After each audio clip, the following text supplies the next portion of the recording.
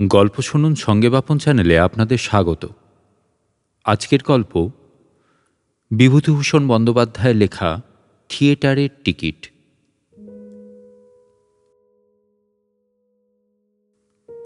সকালে উঠেই আভা স্বামীকে বললে, ওগো, শিগগির করে বাজারটা করে এনে দাও।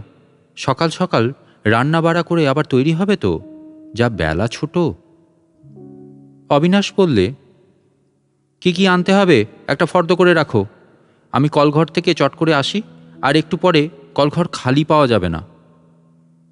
এখনই যাই কিনা দেখো, একটা কল আর এই 7 ঘর ভাড়াটে। এখন দোতলার বুধুর মা জল নিতে এসেছে, এই তো দেখে এলুম।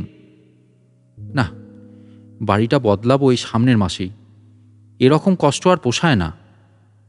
দেখে এসো বুধুর মা আছে না গেল, সকালে উঠে একটু চান করার জো নেই। আভা খুকিকে কাল রাত্রিরের বাসি রুটি ও একটু গুড় একখানা কলাই করা রেকাবিতে বার করে দিয়ে চঞ্চল পদে নৃত্যের লঘু চটুল ভঙ্গিতে কলঘরের দিকে গেল এবং তখনই ফিরে এসে বললে, শিগগির যাও, এখনই আবার বুড়ো নিবারণবাবু নাইতে আসবে, খালি আছে। তারপর সে বাজারের ফর্দ করতে বসল। আলু 1 পো, বেগুন 1 পো, রাঙা শাক 8 পয়সা, কাঁচকলা 1 পয়সা, নুন 1 পয়সা, পান 2 পয়সা। অবিনাশ কলঘর থেকে ফিরে এসে বললে, পান 2 পয়সা? আভা ঘাড় দুলিয়ে বললে, তা হবে না, ওবেলা 1 কৌটো পান সেজে সঙ্গে করে নিতে হবে না? রাস্তায় যেখানে সেখানে পান কিনতে আমি তোমায় দেব না বাপু।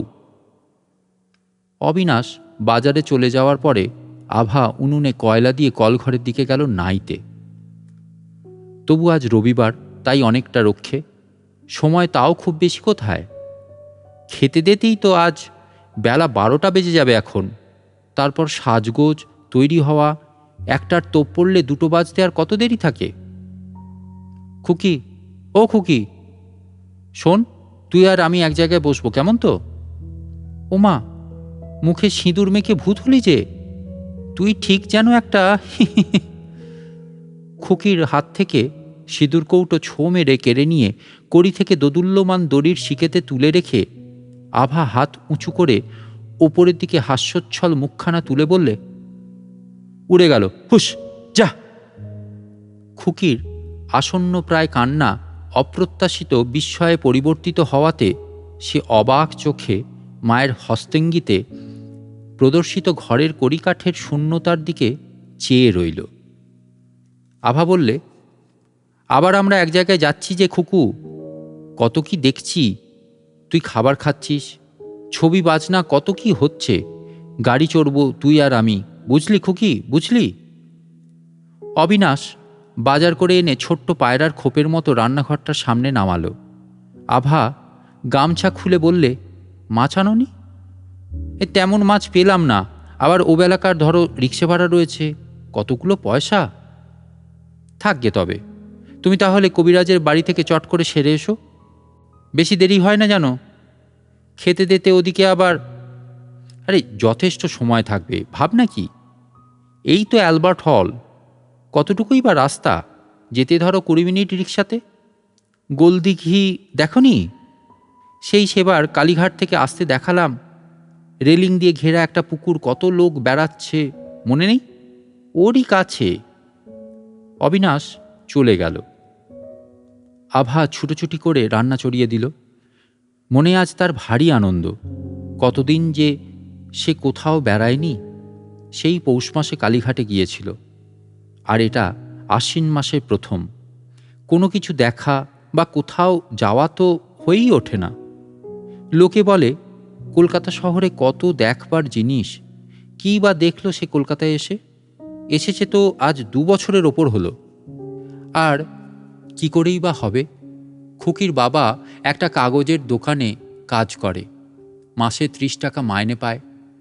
ওর মধ্যে দুধ, ওর মধ্যে ঘর ভাড়া, ওর মধ্যে কাপড় চোপড়।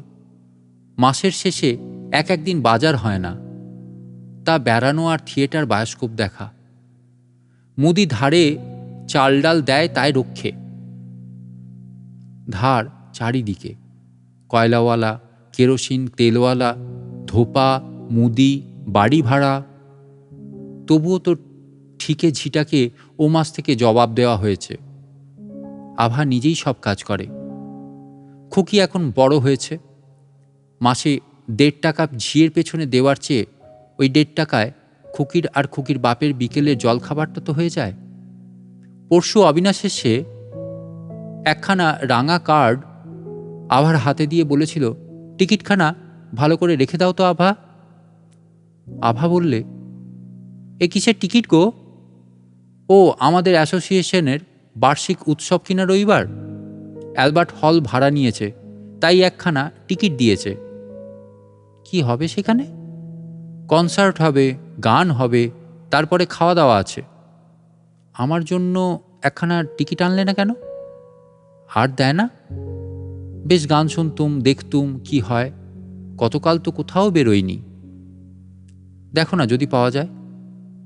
তাই অবিনাশ কাল শনিবারে আর একখানা রাঙা টিকিট এনেছে।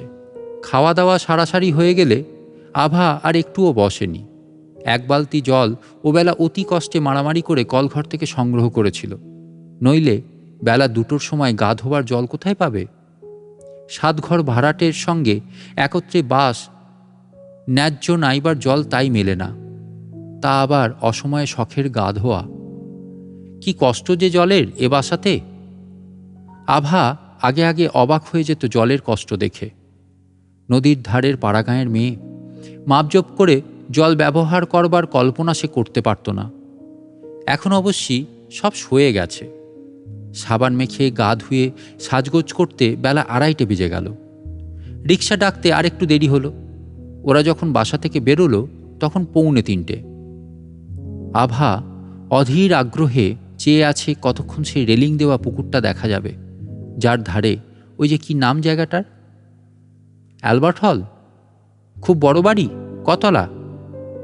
তোমাদের কতলায় সভা হবে? কিন্তু সকলের চেয়ে আকর্ষণের বিষয়, কাগজের দোকানের লোকেরা মিলে এখানে আজ থিয়েটার করবে। থিয়েটার কি জিনিস আভা কখনো দেখেনি।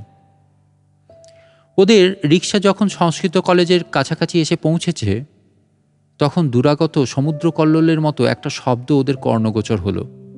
অবিনাশ ঘাড় উঁচু করে যা চেয়ে দেখলে তাতে তার তো চক্ষু স্থির। প্রথমটা ওর মনে হলো অ্যালবার্ট হলে ঢোকবার দরজার সামনে রাস্তার উপর একটা বুঝি দাঙ্গা চলছে। প্রায় 100-200 লোক এক জায়গায় জড়ো হয়ে একযোগে চিৎকার ঠেলাঠেলি করছে। অ্যালবার্ট হলের কলেজ স্ট্রিটের দিকের সিঁড়ির মুখ থেকে জনতা শ্যামাচরণ দে স্ট্রিটের মোড় পর্যন্ত বিস্তৃত। অবিনাশ বললে, বড্ড ভিড় জমে গেছে দেখছি। ভিড় ঠেলে রিক্সা থেকে নেমে ওরা কোনো রকমে দরজা পর্যন্ত গেল বটে, কিন্তু আর এগোনো অসম্ভব। সিঁড়িটা লোকে লোকারণ্য। একটা দলের সঙ্গে ওরা ওপরে খানিক দূর উঠতে গেল ব্যস্ত সমস্ত হয়ে। আভা ভাবলে না জানি কি অদ্ভুত ব্যাপার চলছে ওপরে, যা দেখবার জন্যে এত ভিড়। কিন্তু 2-4 সিঁড়ির ধাপ উঠতে না উঠতে ওপর থেকে আর এক দলের ধাক্কা খেয়ে ছিটকে এসে পড়ল দেওয়ালের গায়ে। ওদের চারিপাশে ভিড় জমে গেল। আভার কপালে বেশ লেগেছে, দেওয়ালে ঠুকে গিয়ে ফুলে উঠেছে এরই মধ্যে। সবাই বলে, আহা কোথায় লাগলো? জনতার কৌতূহলী দৃষ্টির সামনে আভা জড়সড় হয়ে গেল। একজন ঘরমাক্ত কলেবর ভলেন্টিয়ার এসে অবিনাশকে বলে, আহা হা কোথায় লেগেছে? আপনি এই ভিড়ে মেয়েদের এনেছেন? ভালো করেননি। আচ্ছা আপনি ওকে নিয়ে বাইরে দাঁড়ান, দেখি আমি। সত্যই দেখা গেল জনতার মধ্যে আর কোনো মেয়ে নেই। মেয়ের মধ্যে একা আভা আর তার 2.5 বছরের খুকি। অবিনাশ আভাকে ভিড়ের মধ্যে থেকে বার করে এনে খানিকক্ষণ ফুটপাতে দাঁড় করিয়ে রাখলে। ঝাড়া 20 মিনিট কেটে গেল, কারো দেখা নেই। ওপরতলার খোলা জানালা দিয়ে নিচে বাজনার শব্দ যেন কানে আসছে। আভা অধীরভাবে বললে, কই কেউ তো এলো না। ওপরে যাবে না? এইবার চলো দেখি সিঁড়ির ধারে। অবিনাশ আর একবার চেষ্টা করতে গিয়ে দেখলে ভলেন্টিয়ারেরা কাউকে ওপরে যেতে দিচ্ছে না। মশাই, ওপরে মেয়েদের নিয়ে যেতে আপনাকে পরামর্শ দিই নে, মারামারি হচ্ছে সেখানে, আর একটি মেয়েও নেই। কোথায় মেয়েদের নিয়ে যাবেন সেখানে? আভা লজ্জায় মরে গেল। ফিরবার পথে রিকশায় উঠে তখন উত্তেজনা ও আগ্রহ কমে গিয়ে আভার উপর অবিনাশের করুণা হলো। অতগুলো পুরুষের ভিড়ের মধ্যে সেজে গুজে সে থিয়েটার দেখতে এসেছে আশা করে, জানেও না আজকার আশাটা কতটা অশোভন দেখালো। কি ভাবলে সবাই? ও দুঃখিত হয়েছে থিয়েটার দেখতে না পেয়ে। স্ত্রীকে বললে, খুব লেগেছে নাকি কপালে? দেখি। দেখাও হলো না, কিছুই না। যাতায়াতে রিক্সা ভাড়া 6 আনা পয়সায় দণ্ড মিছিমিছি। আভা কিন্তু ভাবছিল তার আঁচলে বাঁধা রাঙা টিকিট দুখানার কথা। কাল খুকির বাবা তাকেই রাখতে দিয়েছিল। আজ সে হুঁশিয়ার হয়ে আঁচলে বেঁধে এনেছিল টিকিট দুখানা। কত কষ্টে জোগাড় করা, কোনো কাজেই এলো না, মিছামিছি গেল। আপনারা শুনছিলেন গল্প শুনুন সঙ্গে বাপন চ্যানেলে আজকের গল্প বিভূতিভূষণ বন্দ্যোপাধ্যায়ের লেখা থিয়েটারের টিকিট। গল্পটি ভালো লেগে থাকলে ভিডিওটিতে লাইক করে এবং চ্যানেলটিকে সাবস্ক্রাইব করে পাশে থাকবেন। আবার দেখা হচ্ছে পরবর্তী গল্পে। আজকের মতো টাটা।